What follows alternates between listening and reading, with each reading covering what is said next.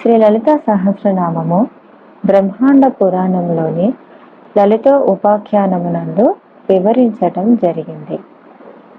శ్రీమాత ప్రాదుర్భావమును ప్రభావమును వినిన తర్వాత అగస్త్యుడు ఆ తల్లి లాలిత్యమును స్మరించేందుకు నామతారకము అనుగ్రహింపవలసిందిగా హయగ్రీవుణ్ణి కోరుకోవటం జరిగింది.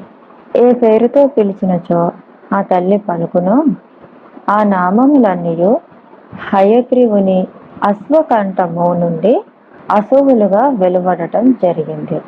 ఈ నామం యొక్క సంగ్రామమే శ్రీ లలిత సహస్రనామంగా వెలువడింది.